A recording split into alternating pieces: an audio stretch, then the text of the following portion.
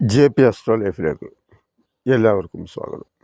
ഇന്ന് നിങ്ങളുമായി പങ്കുവയ്ക്കുന്നത് ഒക്ടോബർ മാസം 8-ാം തീയതി മുതൽ 16-ാം തീയതി വരെയുള്ള, അതായത് ഈ കന്നിമാസം 22-ാം തീയതി മുതൽ 30-ാം തീയതി വരെയുള്ള ദിവസങ്ങളിലെ നക്ഷത്രഫലമാണ്. അതിൻ്റെ ഗുണദോഷ ഫലങ്ങളാണ് നിങ്ങളുമായിട്ട് പങ്കുവയ്ക്കുന്നത്. നമുക്ക് വീഡിയോയിലേക്ക് പോകാം. ആദ്യമായിട്ട് മേടക്കൂർ എന്ന് പറയുമ്പോൾ അശ്വതി, ഭരണി, കാർത്തികയുടെ 1-ാം പാദമാണ് മേടക്കൂറുകാർക്ക് 6-ാം ഭാവത്തിലാണ് സൂര്യൻ. വിജയം, സമ്പത്ത്, യശസ്, ഉയർച്ച, ശത്രുനാശം, അതുപോലെ പ്രഭുത്വം എന്നിവയെല്ലാം നൽകുന്ന ഒരു ഭാവമാണ് 6-ാം ഭാവത്തിലെ സൂര്യൻ 11-ാം തീയതി വരെ കർക്കിടകൻ രാശി, അതായത് 4-ാം ഭാവത്തിലും 14-ാം തീയതി വരെ ചിങ്ങൻ രാശിയിൽ 5-ാം ഭാവത്തിലും സൂര്യൻ നവാംശം ചെയ്യുമ്പോൾ വീട്ടിൽ സന്തോഷക്കുറവ്, സന്താനങ്ങളുടെ വിഷയത്തിൽ ചില പ്രയാസങ്ങൾ, മനസ്സിന് അല്പം സുഖക്കുറവ്, ബന്ധുക്കളുമായി ഒരു ചെറിയ അകൽച്ച എന്നിവയൊക്കെ ഉണ്ടാകാനുള്ള സാധ്യതയുണ്ട്. 14-ന് ശേഷം 15-16 തീയതികൾ വർഗോത്തമം ചെയ്തു നിൽക്കുന്ന സൂര്യൻ പല ഗുണങ്ങളെയും സർക്കാർ സംബന്ധമായ ആനുകൂല്യങ്ങളെയും അതുപോലെ തന്നെ അധികാരവുമൊക്കെ നൽകുന്ന ഒരു ഭാവത്തിലാണ്. ആഴ്ചയുടെ ആദ്യ ദിവസം മുതൽ 10-ാം തീയതി വരെ അത്ര മെച്ചമല്ല. ചന്ദ്രൻ 8-9 ഭാവത്തിലാണ്.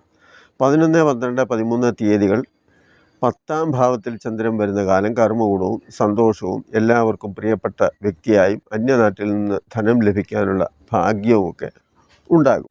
ബാക്കി ദിവസങ്ങൾ 11-ൽ ചന്ദ്രൻ വരുന്ന ദിവസം 13, 14, 15 തീയതികളാണ്.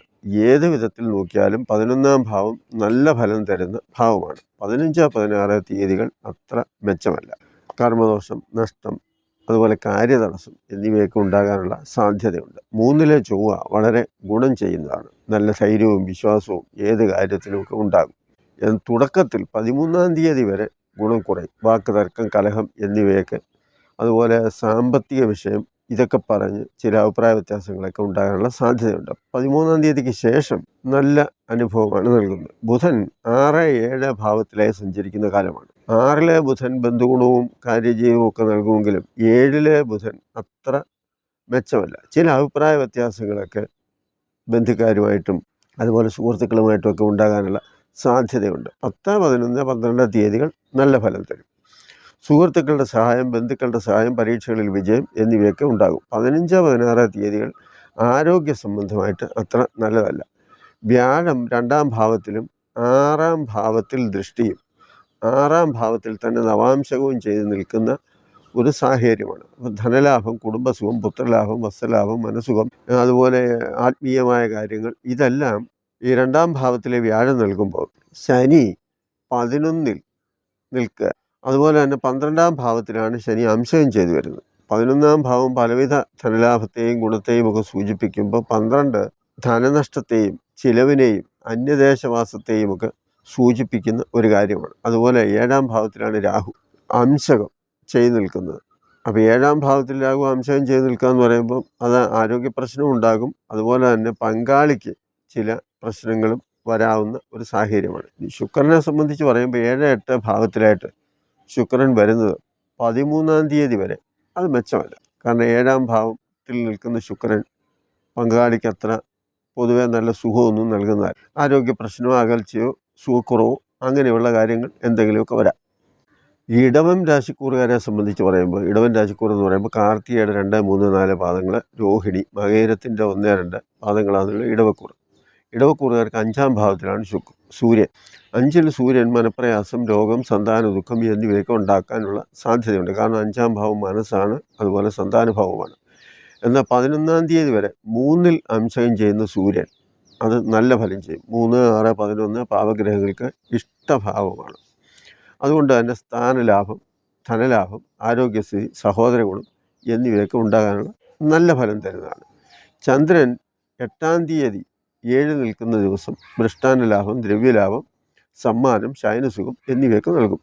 9, 10, 11 തീയതികൾ അഷ്ടമത്തിലെ ചന്ദ്രൻ ശത്രുഭയവും മനോവിഷമവും തടസ്സവും ഒക്കെ ഉണ്ടാക്കുന്ന കാര്യമാണ്. മറ്റ് ദിവസം 11, 12, 13 തീയതികൾ ഉദരസംബന്ധമായ പ്രശ്നങ്ങളൊക്കെ ഉണ്ടാകാനുള്ള സാധ്യതയുമുണ്ട്. 13, 14, 15 തീയതികൾ ബന്ധുസമാഗമം, ധനലാഭം, സ്ത്രീസുഖം, മനസുഖം അങ്ങനെയൊക്കെയുള്ള നല്ല ഫലങ്ങളൊക്കെ ഉണ്ടാകും. 15, 16 തീയതി എന്ന് പറയുമ്പോൾ ചിലവ് കൂടും. അതുപോലെ ചില ആരോഗ്യ പ്രശ്നങ്ങളൊക്കെ സംഭവിക്കാം. അലർജി സംബന്ധമായ ചില വിഷമതകളും അതുപോലെ വാദസംബന്ധമായിട്ട് ഉള്ള കാര്യങ്ങളുമൊക്കെ വരാനുള്ള സാധ്യതയുണ്ട്. ചൊവ്വ 2ാം ഭാവത്തിൽ നിൽക്കുന്നത് ധനപരമായ കാര്യത്തിലും കുടുംബപരമായ കാര്യത്തിലും വിഷമം ഉണ്ടാക്കുന്ന ഒരു കാര്യമാണ്. പറഞ്ഞ വാക്ക് മാറ്റി പറയേണ്ടി വരും. ബുധൻ 5ൽ നിൽക്കുന്നത് ബന്ധുക്കളുമായി കലഹിക്കാനുള്ള സാധ്യതയും ഉണ്ടാകും. മക്കളുമായി ഭിന്നത വരാം. 10ാം തീയതി മുതൽ നല്ല അനുഭവം തരും.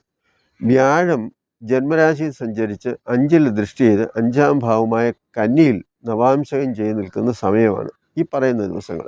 അപ്പോൾ ജന്മരാശിയിലെ ദോഷം കുറഞ്ഞ് മനസ്സിന് സന്തോഷവും സന്താനഗുണവും ഈശ്വരചിന്തയും പുണ്യക്ഷേത്രത്തിൽ ആരാധന നടത്താനുള്ള ഒരു സാഹചര്യവും സ്ത്രീലാഭവും വസ്ത്രലാഭവും ഒക്കെ നൽകുന്ന ഒരു ഭാവമാണ് ഈ 5ാം ഭാവത്തിലെ വ്യാഴത്തിൻ്റെ ദൃഷ്ടിയും അതുപോലെ തന്നെ വ്യാഴം 5ാം ഭാവത്തിൽ അംശം ചെയ്ത് നിൽക്കുന്നത്. കാരണം ജന്മരാശിയിൽ വ്യാഴം നിൽക്കുന്നത് ഗോചരത്തിൽ അത്ര നല്ല ഫലം നൽകുന്ന കാര്യമല്ല. ആരോഗ്യ പ്രശ്നങ്ങളും മാനസിക പ്രശ്നങ്ങളും ഒക്കെ ഉണ്ടാക്കാവുന്ന ഒരു സാഹചര്യമാണ്. അതാണ് 5ാം ഭാവത്തിൽ അതിൻ്റെ അംശസ്ഥിതിയും വ്യാഴത്തിൻ്റെ ദൃഷ്ടിയും വന്നപ്പോൾ അതിന് മാറ്റം വന്നു. ശുക്രൻ 6-7 ഭാവത്തിലായിട്ടാണ് വരുന്നത്. 13ാം തീയതി വരെ സ്വക്ഷേത്രമായ തുലാം രാശിയിലും പിന്നീട് വൃശ്ചികൻ രാശിയിലുമായി കിടക്കുന്ന ശുക്രൻ സ്ത്രീസുഖം കുറയും. രോഗസാധ്യത വരാം. ശത്രുക്കളുടെ ഉപദ്രവം ഉണ്ടാകാം. സ്ത്രീകളുമായി കലഹിക്കാം.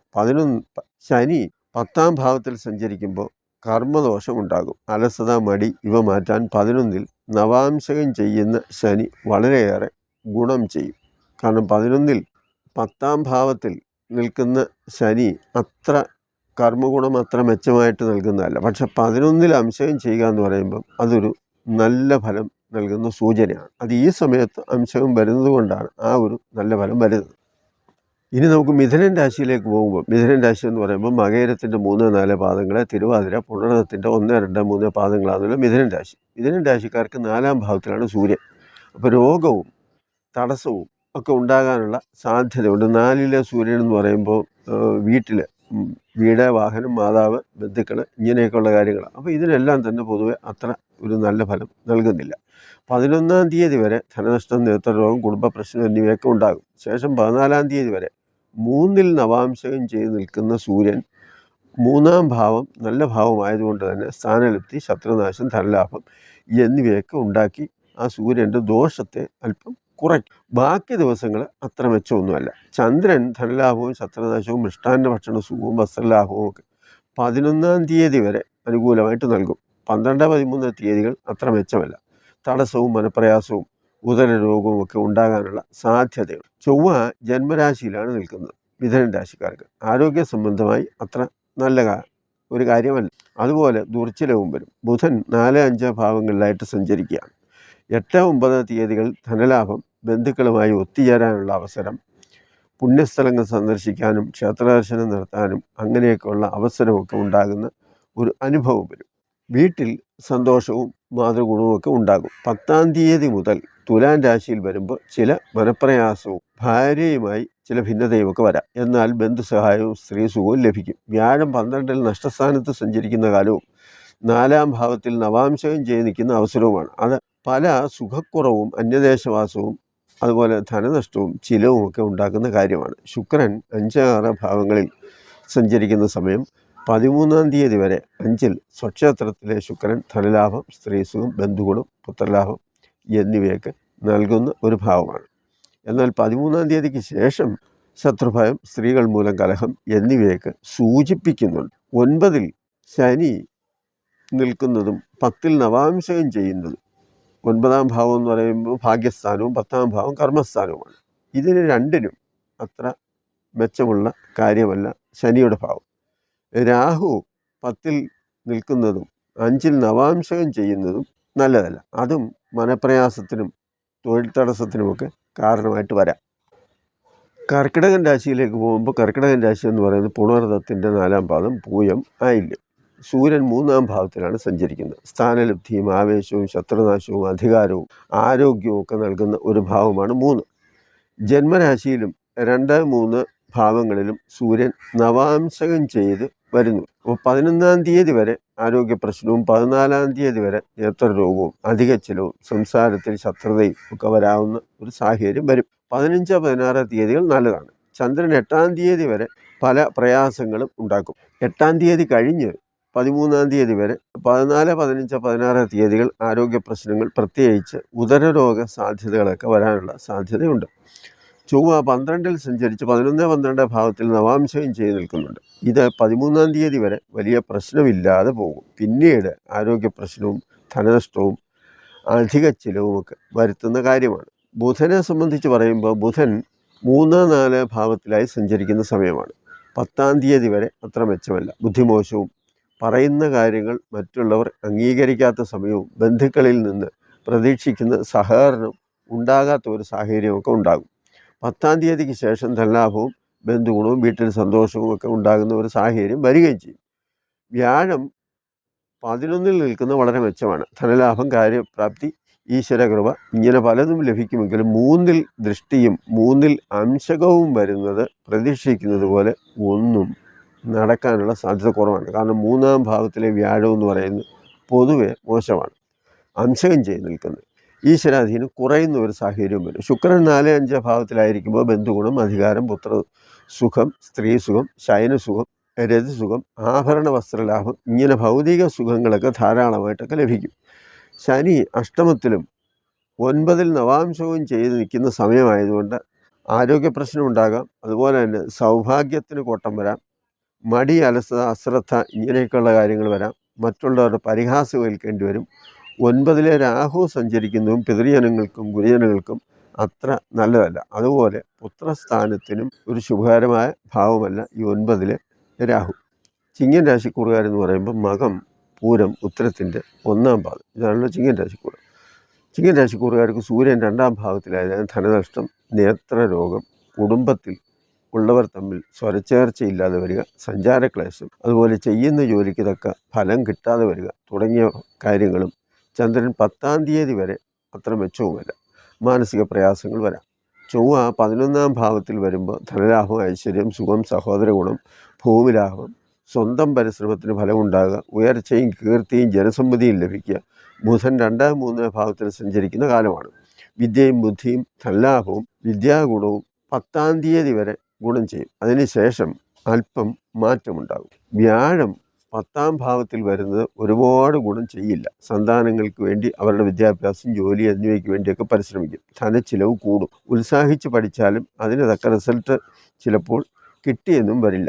കർമ്മരംഗത്ത് ജോലിക്ക് തക്ക പ്രതിഫലം ലഭിക്കാനുള്ള സാധ്യതയും കുറവാണ്. 2-ൽ അംശകവും ദൃഷ്ടിയും വരുന്നത് ധനലാഭത്തിൻ്റെ സൂചനയാണ്. ശനി 7-ൽ മാർഗസ്ഥാനത്താണ്. അത് കളത്രസ്ഥാനം കൂടിയാണ്. സഞ്ചാരക്ലേശവും കളത്രത്തിന് പ്രയാസവും ഭാഗ്യക്കുറവും ഉണ്ടാകും. 8-ലെ രാഹു ആരോഗ്യ പ്രശ്നം ഉണ്ടാക്കാം. എന്നാലും ശുക്രൻ അനുകൂലമാണ്. സുഖവും സന്തോഷവുമൊക്കെ ലഭിക്കാനുള്ള ഒരവസരം ലഭിക്കുകയും ചെയ്യും. കന്നിരാശിയിലേക്ക് പോകുമ്പോൾ കന്നിരാശി എന്ന് പറയുന്നത് ഉത്തരത്തിൻ്റെ 2, 3, 4 പാദങ്ങൾ, അത്തം, ചിത്രയുടെ 1, 2 പാദങ്ങളാണ്. സൂര്യൻ ജന്മത്തിലാണ്. ശാരീരികമായ അസ്വസ്ഥതയും അതുപോലെ ചൂട്, തലവേദന, ഉദരസംബന്ധമായ പ്രശ്നങ്ങൾ എന്നിവയൊക്കെ ഉണ്ടാകാം. 11, 12, 13 തീയതികൾ മനസ്സിന് സുഖം കുറയും. അതുപോലെ 15, 16 തീയതികളും മെച്ചമല്ല. ചൊവ്വ കർമ്മസ്ഥാനത്ത് നിൽക്കുന്നത് തൊഴിൽ മേന്മയും പല വിധത്തിലുള്ള ധനലാഭവും, ഭൂമിലാഭം, സഹോദര സഹായം, ഷെയർ മാർക്കറ്റ് ലാഭം, കച്ചവടത്തിൽ ലാഭം എന്നിവയൊക്കെ പ്രതീക്ഷിക്കാം. ബുധൻ ജന്മത്തിലും 2-ലും സഞ്ചരിക്കുന്ന സമയമായതുകൊണ്ട് തന്നെ വാക്കുകൊണ്ട്, അതായത് സംസാരം കൊണ്ട് ആരെയും വശീകരിക്കാനും കഴിയുന്ന ഒരു സാഹചര്യം വരും. ബന്ധുഗുണം, വിദ്യാഗുണം, ധനലാഭം എന്നിവയൊക്കെ പ്രതീക്ഷിക്കാം. 10-ാം തീയതിക്ക് ശേഷം കൂടുതൽ നല്ല അനുഭവ ഗുണം ഉണ്ടാവുകയും ചെയ്യും. വ്യാഴം 9 നിൽക്കുന്നത് ഭാഗ്യലക്ഷണമാണ്. ധനലാഭം, പുത്രലാഭം, കാര്യസാധ്യം, ഉയർച്ച, സാമർഥ്യം, പിതാവിൽ നിന്നും ഗുരുജനങ്ങളിൽ നിന്നും ധനലാഭം, അനുഗ്രഹം, കാര്യലാഭം എന്നിവയൊക്കെ ഉണ്ടാകും. ശരീരസുഖവും ഭക്തിപരമായ കാര്യങ്ങൾക്ക് കൂടുതൽ ശ്രദ്ധയും ക്ഷേത്രദർശനം എന്നിവയൊക്കെ ഉണ്ടാകും. ശുക്രൻ 2, 3 ഭാവത്തിലായി സഞ്ചരിക്കുമ്പോൾ സമൃദ്ധിയും ധനധാന്യലാഭവും, വസ്ത്രാഭരണ ലാഭം, രാജസമ്മാനം, ബഹുമതി, സ്ത്രീസുഖം, ശയനസുഖം, ഭക്ഷണസുഖം എന്നിവയെല്ലാം ലഭിക്കും. 6-ലെ ശനി ശത്രുനാശവും ആരോഗ്യവും അതുപോലെ തന്നെ കാര്യങ്ങളിൽ വിജയവും നൽകുന്ന പ്രത്യേകിച്ച് ഏറ്റവും നല്ല ഒരു ഭാവമാണ് 6-ലെ ശനി. 7-ൽ അംശകം ചെയ്യുന്നുണ്ട്. 7-ൽ രാഹു നിൽക്കുന്നതും സഞ്ചാരക്ലേശം, കളത്രസുഖം, അതുപോലെ ആരോഗ്യ പ്രശ്നം എന്നിവയൊക്കെ ഉണ്ടാകാനുള്ള സാധ്യതയുണ്ട്. ഈ കളത്രസുഖം കുറയുകയാണ്. കളത്രത്തിന് ഏതെങ്കിലും തരത്തിലുള്ള മാനസിക പ്രയാസമോ അതുപോലെ തന്നെ രോഗാവസ്ഥയോ ഒക്കെ ഉണ്ടാകാനുള്ള സാധ്യതയും വരാം. ഈ വീഡിയോ നിങ്ങൾക്ക് ഇഷ്ടപ്പെട്ടു എന്ന് വരികിൽ മറ്റുള്ളവർക്ക് ഷെയർ ചെയ്ത് കൊടുക്കുക. അതുപോലെ ലൈക്ക് ചെയ്യുക, കമൻറ്റ് ചെയ്യുക. നന്ദി, നമസ്കാരം.